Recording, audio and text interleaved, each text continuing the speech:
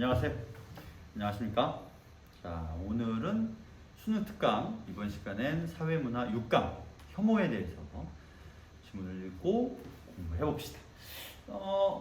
까다롭진 않고요. 그 다음에 여러분들이 요즘에 대혐오의 시대를 살고 있다고 하니까 그와 비슷한 연관된 내용으로 지문이 나와요.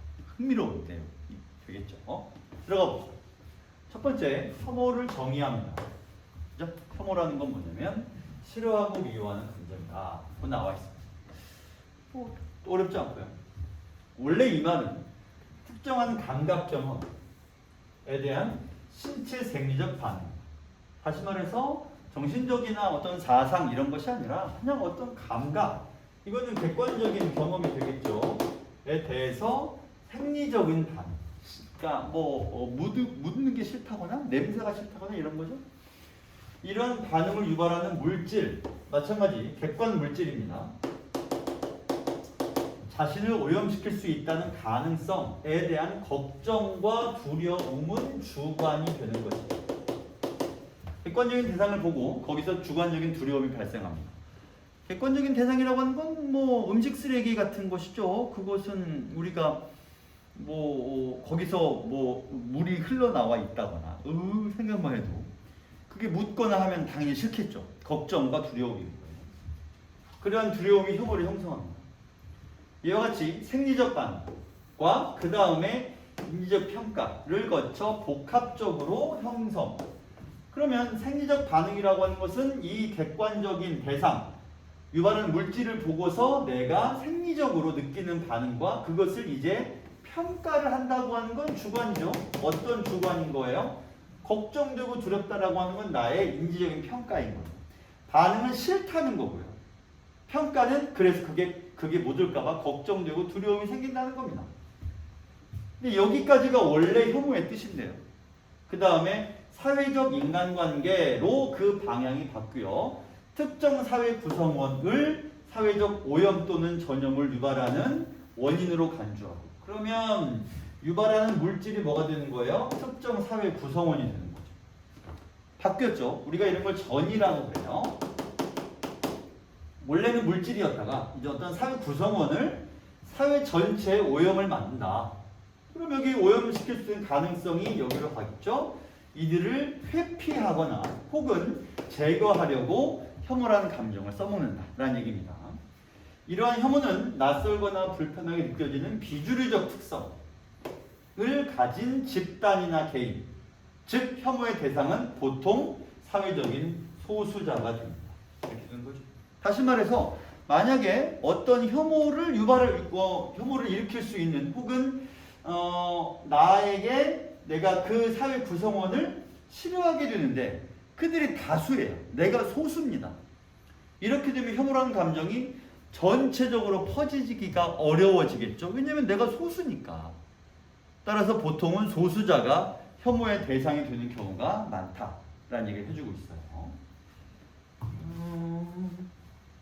여기까지도 어려운 점이 없을 뿐더러 그냥 익숙히 아는 내용들인 거죠. 오히려 소수자에 대한 회피 혹은 그들을 사회에서 아예 제거하려고 하는 거 많이 볼 수 있는 일. 전문가가 등장해서요. 이 사람은 개인 감정으로서의 혐오와 이거는 생리적이면서 심리학적인 거죠. 그런 혐오가 사회적 맥락, 그러면 개인적이 아니라 사회적이죠. 이것을 사회 현상으로서의 혐오. 이렇게 되겠죠? 개인이 아닌 사회. 두 개로 나눠요. 각각 원초적 혐오와 투사적 혐오. 그래서 먼저 원초적 혐오부터. 이거는 개인 감정이에요. 개인 감정. 죽음 및 부패와 같이 인간의 동물성과 유한성을 일깨워주는 상황에서 본능적으로, 이걸 주의해야 되죠. 본능적으로 라는 말은 무슨 말이냐면 다른 말로 바꾸면 자동적으로라는 말로 바꿀 수 있습니다. 다시 말해 여기에는 개입이 없어요. 그냥 보자마자 본능적으로 두렵다. 죽음 싫죠. 부패 싫어요. 그냥 싫은 거예요. 거기에는 다른 무슨 맥락이 없고 본능적으로 싫다라고 느껴. 근데 여기까지 문제가 없는데요. 이것이 사회적 맥락에서 의도적으로 이거는 그럼 뭐야? 비자동적으로 의도는 자동이 아니잖아. 그러면 어떻게 돼요? 이렇게 대조가 돼요. 본능적인 거는 죽음 및 부패 이런 건데 사회적으로 일부러 무언가를 싫어한다라는 거예요. 자, 원칙적 혐오 얘기했고요. 그 다음에 투사적 혐오. 이것이 사회현상의 혐오인 거죠. 원칙적 혐오의 대상이 지닌 속성. 그 속성이 뭐예요? 죽음, 부패와 같이 동물성이나 유한성을 일깨워주는 무언가. 그 속성이 죽음이나 부패라고 생각해도 상관없어요. 쉽게. 그 속성이 개인이나 집단에도 있다고 생각하여 감정을 전가하는 걸 말합니다. 그래서 투사라는 말은 무언가를 집어 던지다 말고 비추다. 다시 말해서 동물의 죽음이나 부패를 보고서 이것이 개인적이고 또한 자동적인 혐오의 감정을 불러일으킵니다. 이 상황에서 이것을 어디로? 사회적으로. 그러려면 죽음과 부패라는 성질이 특정한 사회의 구성원에게도 이러한 죽음과 부패가 있다. 이게 아니라 사회 구성원에게 혐오의 속성이 있다고 뭘 한다고요? 투사를 한다는 것이죠. 이 속성이 저 대상에게도 이들에게도 내가 싫어하는 이들에게도 이런 것을 우리에게 느끼게 하는 본능적인 거부를 불러일으키는 속성이 혐오의 속성이 이들에게 있다고 이 속성을 이들에게 비춘다는 얘기예요. 거울처럼 비춘다는 거죠. 자, 그러면 이들은 죽고 부패한다는 뜻이 아닌 거예요. 죽음 부패와 비슷한 혐오를 불러일으킨 속성이 내가 싫어하는 자들에게 있다라고 하는 것이 여기서 말하는 투사적 혐오인 거죠. 따라서 이쪽은 원초적 혐오이므로 이것은 뭐하다? 자동적이다. 지문에 나온 대로 말하자면 본능에 가깝고. 그럼 이건 뭐예요? 의도적인 혐오가 됩니다. 일부러 말이죠. 혐오가 정당화되려면 혐오의 대상에게서 초래된 두려움, 감정이죠. 타당한 사실로 뒷받침되어야 하지만 투사적 혐오는 현실에서 결코 발생하지 않을, 이거 중요한 출제 포인트예요. 절대 실제로 발생하지 않을 거예요. 그러한 정당화될 수 없는 두려움에 근거한다는 얘기입니다. 이러한 측면에서 수바움은 원초적 혐오는 법의 테두리 안에서 보호받을 수 있다. 그러나 투사적 혐오는 그렇지 않다고 필요하고 간단히 얘기할게요. 정말 쉬운 예를 들자면 여러분들이 나에게도 없다고 말할 수는 없겠는데 이주 노동자 혹은 조선족에 대한 편견이 있는 사람이 있습니다. 옳지 않죠. 하지만 있긴 하잖아요. 극복되어야 할 대상이죠. 그럼 나와 있듯이 조선족 혹은 이주민 노동자에게서 특정한 결코 발생하지 않을 정당화될 수 없는 두려움, 예를 들어서 조선족은 혹은 이주 노동자는 절도 혹은 강도질 혹은 살인 이런 것을 한국인에 비해서 더 많이 저지른다. 그러니 우리가 조선족을 혐오한다. 이런 얘기죠. 여러분, 숫자는 거짓말하지 않습니다. 숫자는 거짓말을 하지 않아요. 살인죄를 저지르거나 강도, 절도가 저질러지는 것을 통계를 내보면 조선족과 내국인, 즉 우리 이 땅에서 태어난 여러분과 나 같은 국적을 지닌 사람 중에서 조선족의 범죄의 비율이 유의미하게 높지 않습니다. 이건 내가 주장한 게 아니고요. 통계청에서 통계를 낸 거예요. 통계에 잡히지 않는 범죄도 있겠죠. 그러나 극단적으로 말하면 한국인이 한국인을 더 많이 죽여요. 이거는 그냥 조사된 숫자니까. 근데 우리는 조선족은 위험해, 무서워 생각하죠. 내게도 그런 마음이 없다고는 말 못하겠습니다만. 그러나 그것은 여기 써있듯이 정당화될 수 없는 두려움이므로 법의 테두리 안에서 보호받을 수가 없다. 조선족에 대한 혐오는 이런 얘기죠. 우리가 얼마나 많이 편견과 고정관념에 휘둘립니까? 보통 우리 생각이 옳을 거라고 그냥 믿죠.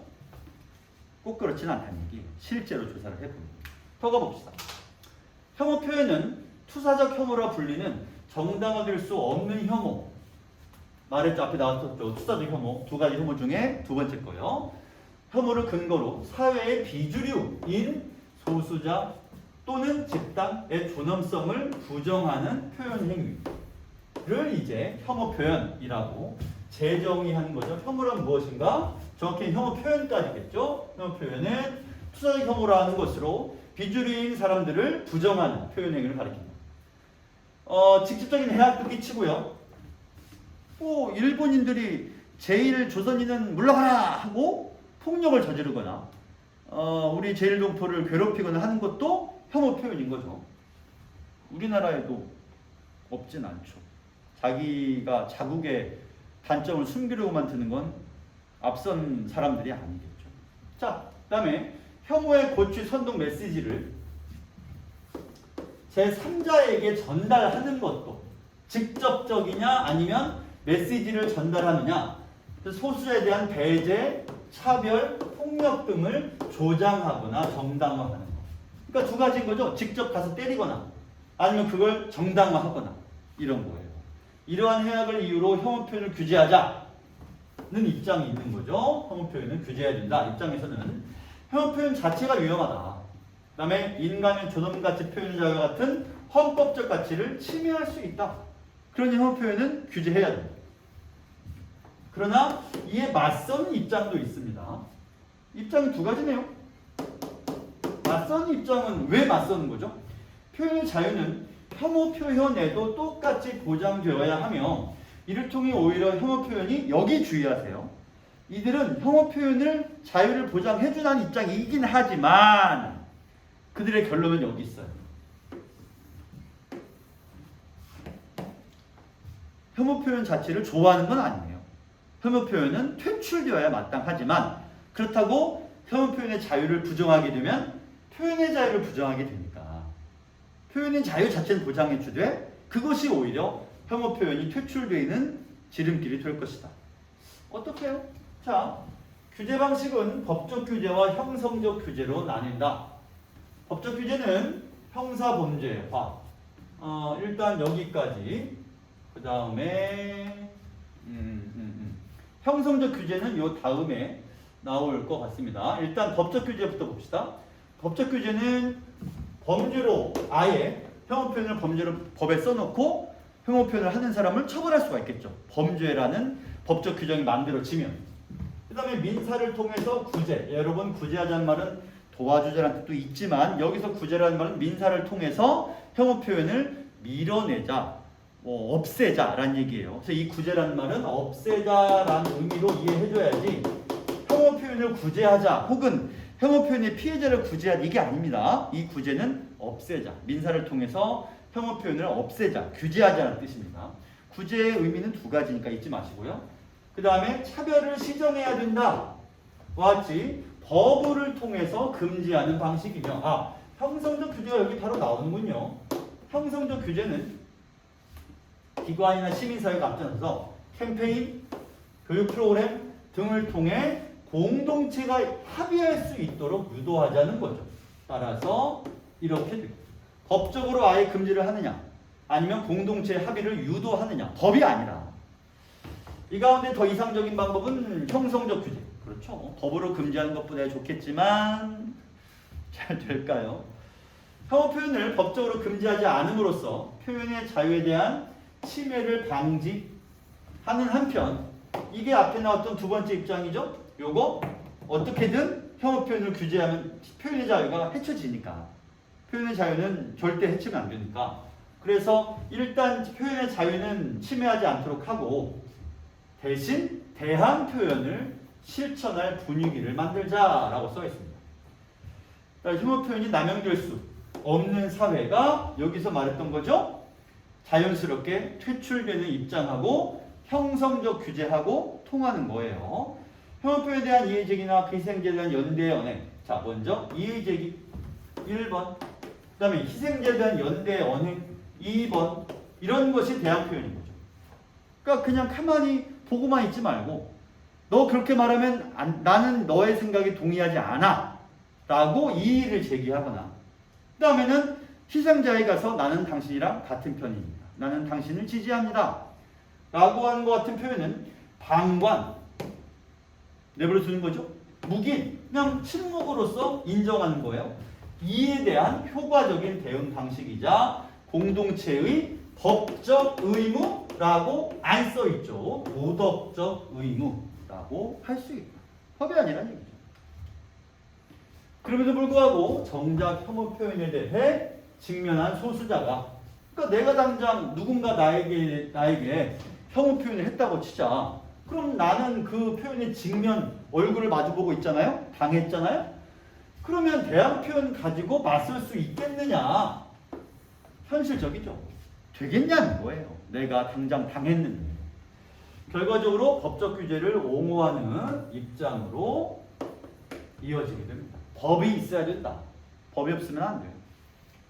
표현의 자유가 지니는 우월적 지위를 전제로 혐오 표현에 대한 법적 규제를 지양, 멀리한다는 얘기죠. 즉 미국은 법적 규제 안 돼 라고 합니다.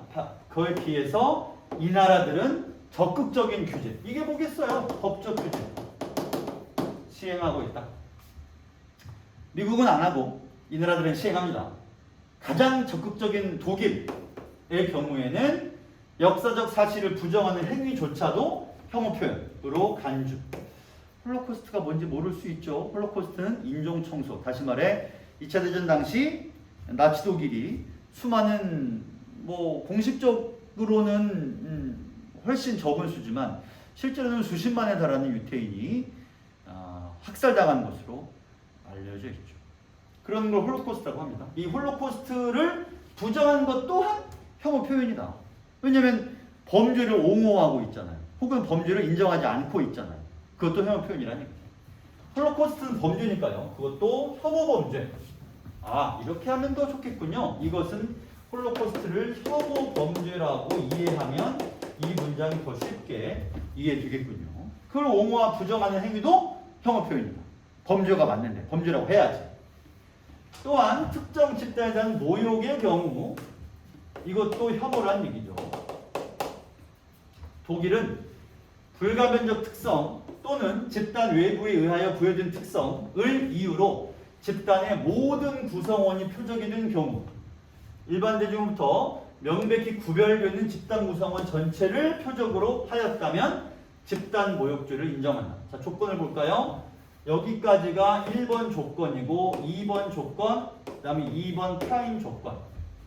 이렇게. 먼저 1번 조건은 뭐냐면 불가변적 특성. 유태인을 봅시다. 그 사람이 유태인이라고 하는 건 바뀔 수가 없어요. 그건 민족이니까. 우리가 한민족인 것도 바뀔 수가 없죠. 유태인이 유태인인 것도 바뀔 수가 없습니다. 집단 외부에 의하여 부여된 특성. 나는 그냥 한국인이고 유태인인데 독일인들이 유태인을 보고 너희는 열등해. 그럼 독일인이 유태인에게 부여하는 거잖아요. 열등하다고. 실제로 유태인은 그냥 유태인인데 나도 한국인인데.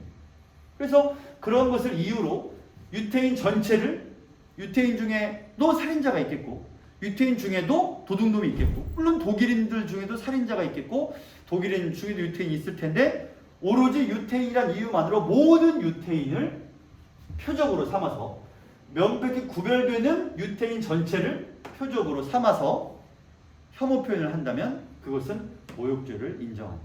다시 조건이 두 개예요. 불가변적 특성, 내가 바꿀래야 바꿀 수 없는 거. 외부에 부여된 특성, 그리고 그 집단 전체를 표적으로 했을 때 이게 모두 만족이 되면 집단 모욕죄를 인정한다. 이런 얘기죠.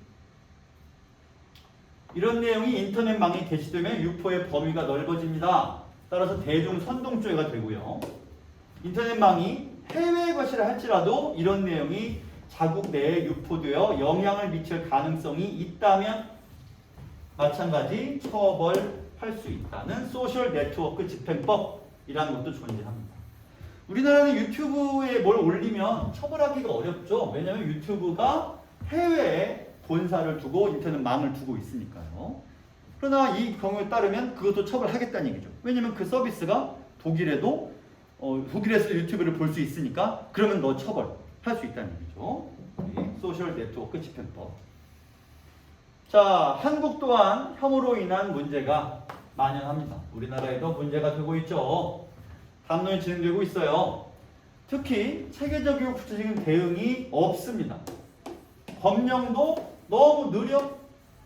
이런 상황에서 이걸 무제한적으로 허용하면 안 되니까 입법을 서두르자라는 건 법적 규제를 확인하자는 얘기가 되겠습니다. 질문이 끝났고요. 1번. 다루고 있는 내용이 아는 뭐야? 아닌 것은이겠지. 못하네요.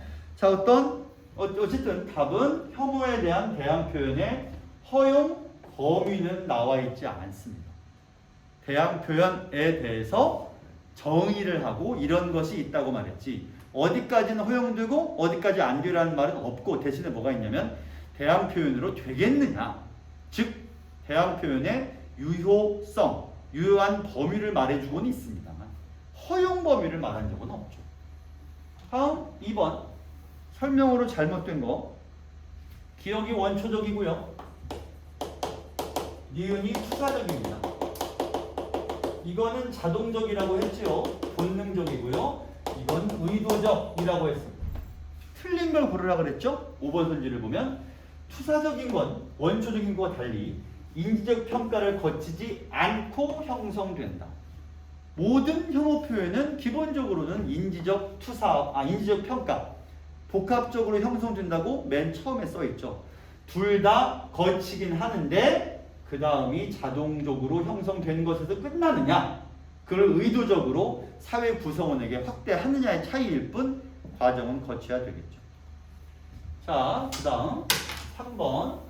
A의 전제로 가장 적절한 것은 더 이상적인 것이 왜 형성적 규제냐. 그래서 이 문제는 형성적 규제가 왜 이상적이냐, 이 말은 뭐죠? 법적 규제가 아니었어요. 법적인 거 말고 형성적, 이게 뭐예요? 공동체의 합의를 위주로 보는 거였단 말이에요. 이게 왜 더 좋은가에 대한 얘기죠. 그렇다면 2번 선지, 표현의 자유를 존중해야 하니까. 이게 형성적 규제가 필요한 이유였어요. 왜냐하면 이거 아니면 법적인데, 법적 규제에 대해서 지금에서 뭐라고 말했냐면 이걸 법적으로 규제하게 되면 표현의 자유가 해쳐질 수 있다, 이런 거였죠. 그 내용을 담고 있는 2번 선지가 적절한 선지가 되겠죠. 표현의 자유 얘기가 나와 있는 것만 찾으면 될 것 같습니다. 다음 4번 선지. B를 바탕으로 보기를 이해했다. 틀린 것을 고르시오. 역시 틀린 걸 고르는 거죠. 그러면 일단 홀로코스트를 부정했으니 이거는 혐오 표현이 되겠습니다. 집단 모욕죄인 거죠. 그래서 호주, 독일이 아니고 해외에 있죠. 홈페이지에 여기서부터 여기까지가 혐오 표현입니다. 이 말이. 이를 확인한 유대인이 고소한 거예요. 내가 혐오 표현을 당했다.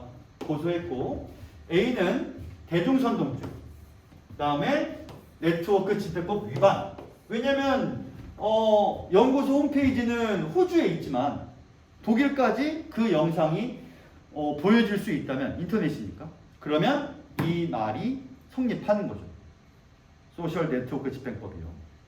자, 그러면 틀린 걸 찾는 거니까 5번 선지에서 A가 집단 모욕죄로 처벌을 받게 된 것은 A를 고소한 유대인이 그를 포함하는 집단의 모든 구성원을 이거는 말도 안 되는, 지문에 나와 있지도 않고. 왜 집단 모욕죄죠? 아까 조건이 있다 그랬죠. 첫 번째는 뭐예요? 불가변한 특성. 내가 유대인이라는 건 내가 어떻게 할 수 없잖아요. 또한 유대인이 열등하다 어떻다라고 하는 거는 유대인 외부에서 유대인에게 준 것이지 원래 유대인이 가지고 있는 게 아니란 말이야. 이게 첫 번째. 다음 두 번째. 유대인 전체를 모욕하고 있죠. A만 모욕하지 않았어요. 유대인 전체인데 그 전체를 A가 유대인을 대표한다는 말은 있지도 않고 신경 쓸 필요도 없죠. 그냥 유대인이라는 집단 전체를 모욕했으니까 집단 모욕죄라고 하는 것이죠. 자, 이렇게 하면 5번 선지가 틀린 이유를 우리가 얘기한 것이 되겠죠. 나머지는 지금 나와 있으니 굳이 설명 안 할 거고요. 혹시 질문이 있다면 댓글을 달거나 아니면 나한테 연락을 하세요. 자, 여기까지 하겠습니다. 안녕.